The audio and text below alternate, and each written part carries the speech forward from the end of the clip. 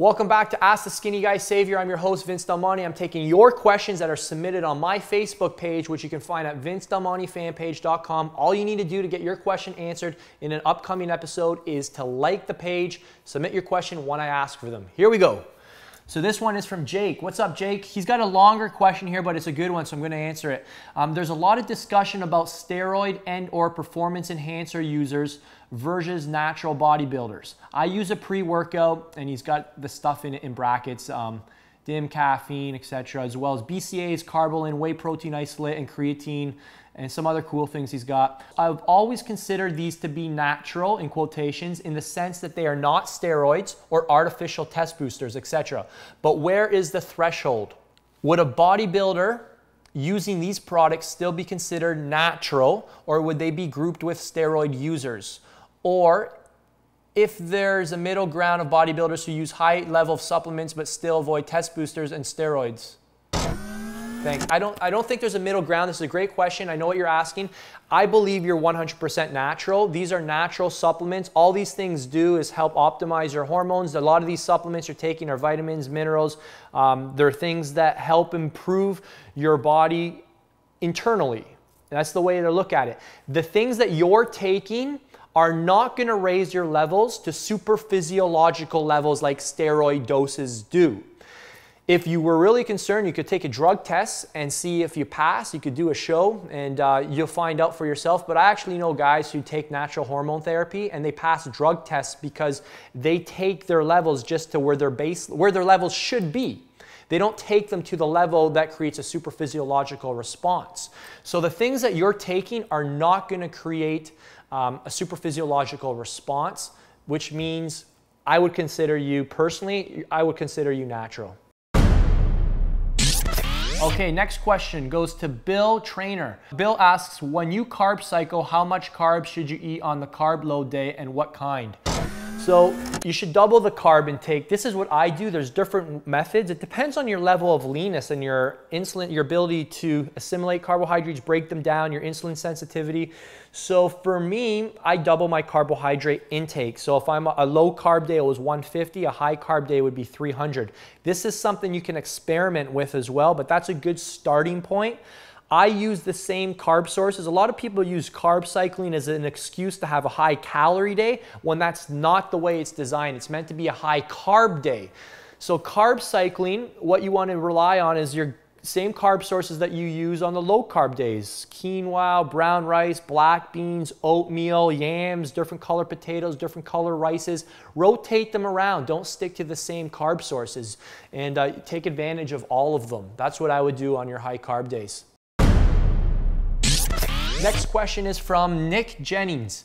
What is your opinion on eating very high protein intake daily? I probably eat about 80% protein on a daily basis. I get these from tuna and chicken. I think it's a horrible idea unless you're in the final few days before a fitness model show.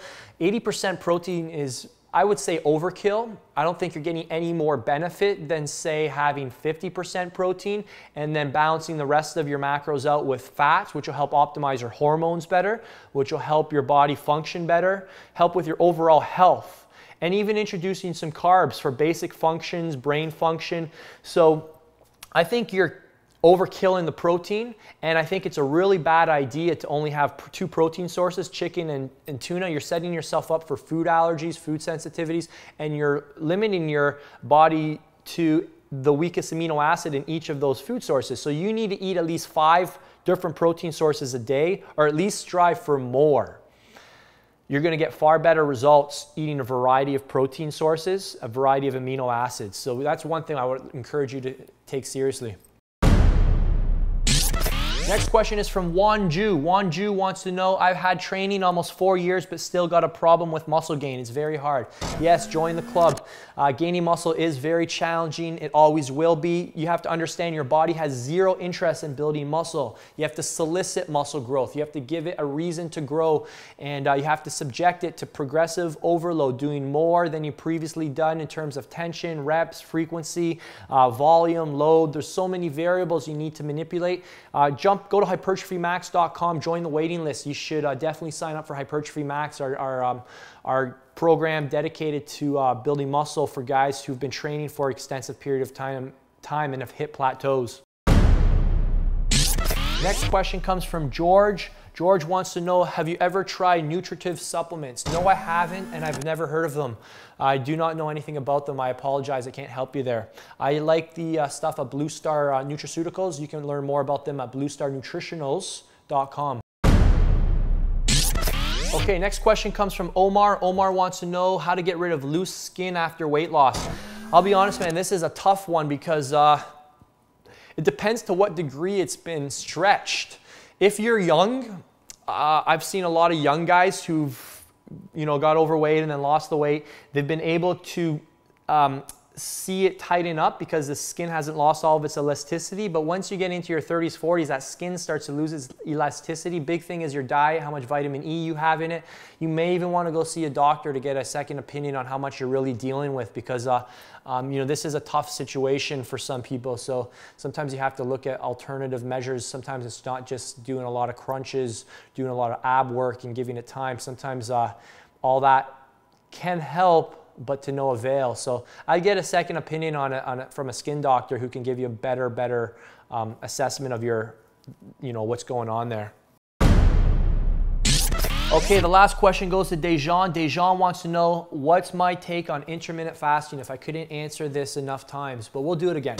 And we'll continue to do it because it's a popular question. So first things first, go to my blog, vincedelmontefitness.com. Read the article. I share my personal experience with it and without it, and you'll see two different sets of before and after pictures that can give you an idea of how my body personally responded to it. When it comes to building muscle, do not recommend it.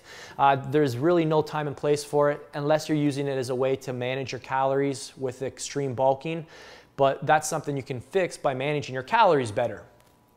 When it comes to fat loss, let's just admit it, it's an easy way to lose fat. I used the word lazy in a previous episode. People don't like me using that word. It wasn't meant as a personal insult. It wasn't meant to offend anybody. It is what it is. It's an easy way to lose fat. You don't have to control anything. You just don't eat. So in my opinion, you're not going to look your best, but you certainly will lose weight. It really comes down to what's your goal. And certain goals will respond better to it than others.